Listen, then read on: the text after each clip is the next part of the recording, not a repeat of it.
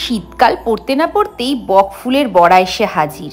আমরা বাঙালি, আমরা মোটামুটি যে কোনো জিনিস তেলে দিয়ে ভেজে খেয়ে নিতে পারি। হ্যালো এভরিওয়ান, ওয়েলকাম টু আমার আরও একটা ব্লগে। আজকে আমি তোমাদেরকে দেখাবো বকফুলের বড়া ভাজা। হ্যাঁ জানি তোমরা সবাই এটা করতে পারো, আমরা সবাই এটা করতে পারি। তবুও যারা বিগিনার্স তাদের জন্য আমি একটু দেখিয়ে দিলাম। আমি কিন্তু আমার যেটুকুনি সাধ্যের মধ্যে যা যা থাকবে সেটা দিয়েই করব। বকফুল বা যে কোনো ফুলের বড়া চালের গুঁড়ো কিংবা বেসন দিয়ে ভালো লাগে।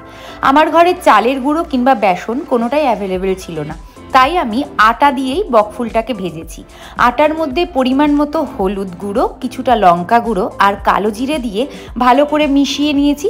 আর পরিমাণ মতন লবণ তো দিতেই হবে স্বাদ অনুযায়ী। তারপরে ভালো করে জলে গুঁড়ে, দেখো তো অনেকটা বেসনের মতন লাগছে না? আরে হ্যাঁ, এটার মধ্যেই বকফুলগুলোকে দিয়ে ভেজে খেয়ে নেব।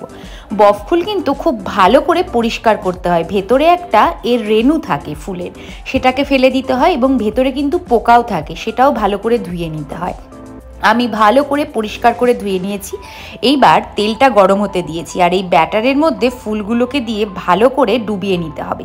ব্যাটার কিন্তু সবসময় একটু পাতলাই বানাবে।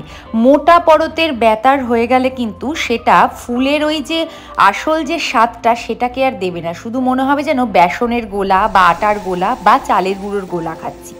তো আমি খুব পাতলা করেই ব্যাটারটাকে বানিয়েছিলাম যাতে আমি ফুলের স্বাদটা পেতে পারি।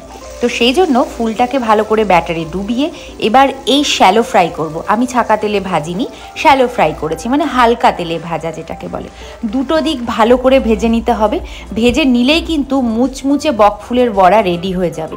গরম ভাতে এরকম যদি দুপুরবেলা পাওয়া যায়, আমার মনে হয় বাঙালি হিসেবে আমার আর অন্য কিছুর দরকার পড়ে না। দেখো দুটো দিক ভালো করে ভাজা হয়ে গেছে, বেশ কিন্তু মুচমুচে একটা কালারও চলে এসেছে।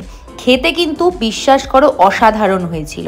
বকফুলগুলো এখন এই 5টা বকফুলের দাম 10টা টাকা নিয়েছে, এত বেশি ক্রেজ এখন বকফুলের।